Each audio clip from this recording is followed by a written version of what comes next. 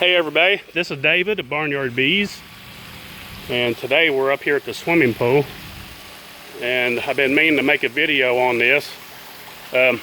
When you raise a lot of honeybees and you have a swimming pool, or your neighbors have a swimming pool, that can be a huge problem sometimes. But what we found out with experimenting with different things, trying different solutions as a repellent, we found out that using essential oil peppermint is about the best repellent that you can get. It works really good. You can, it's very strong. You got to be careful with it because it can burn you. But it's good to put a few drops.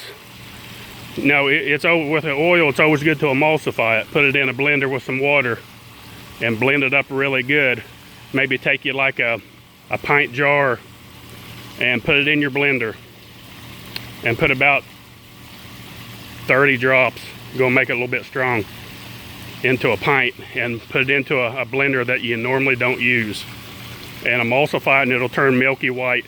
Take that and put it in a pump sprayer, in like a hand pump sprayer or anything like that, and then take that and spray it around the perimeter of your pool, on your floats, whatever. Be careful, try not to get it where your skin will touch. And if you put it on your floats, put it on the side and such. And it doesn't get rid of all of them, but it knocks the numbers down huge.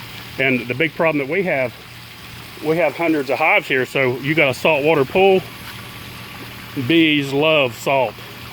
So it can be a big problem.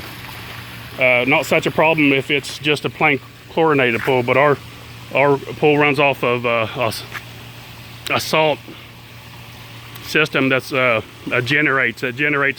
converts the salt over to chlorine, and the bees love it. And that's another thing I want to talk about is we use salt as an herbicide that I've talked about in different videos, and I've got a lot of backlash to some people saying how bad that is for the earth, and you're salting the earth, and well, that's a bunch of crap. I tell you, it's people regurgitate stuff they read about and such, and it's just not true. The weeds come back.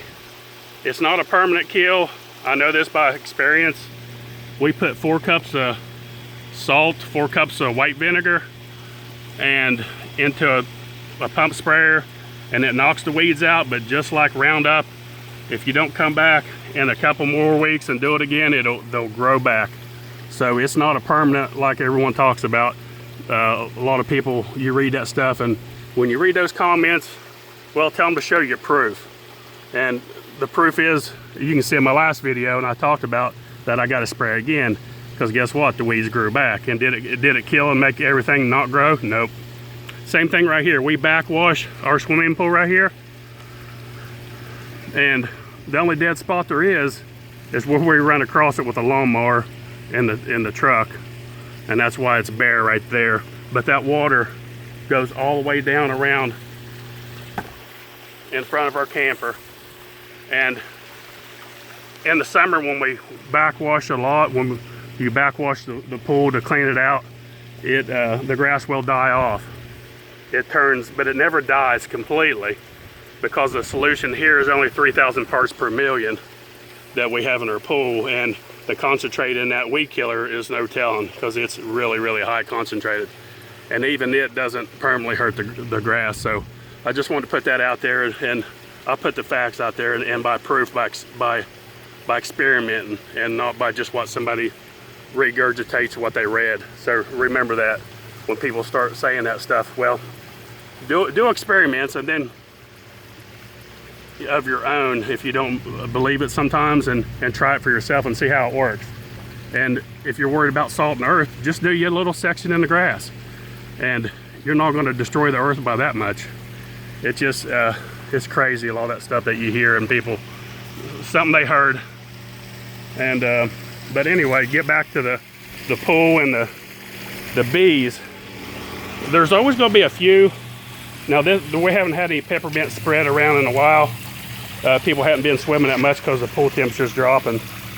But you can see a couple right here. They come up and they love that salt water. But try that. You can even take a few cotton balls and even put the pure concentrate into the cotton balls and shove it in little nooks and crannies of your pool. And but that peppermint really works. And peppermint also is a good repellent for mice. People will use it inside their house. They'll take a few drops, put it on a cotton ball, put it in the back of their cabinets or anywhere the mice are coming in, and they will not come near it. It's extremely toxic to them, to the mice. And the bees don't like it. So remember that if you want a good tip for keeping bees away from where you don't want them, whether it's a swimming pool or any water that you may have sitting around, you know, even like a goldfish pond or such, you know, which they don't really harm them to get around those that much. We have a farm pond, and they line up all the way around it getting water. And no, it's not poisonous before somebody pops up and says it's poisonous, because they don't come near it to begin with.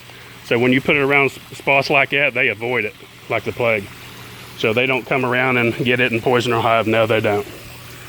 But I just wanted to put that out there while I was thinking of it. I've been meaning to make a video on that to keep bees away where you don't want them to be. Is use a little bit of peppermint oil, essential peppermint. Be careful, because if you get it on you directly, it'll burn your skin. So wear you some gloves and be careful with it. But that's all for today. Please like and subscribe, and thanks for watching. Barnyard Bees.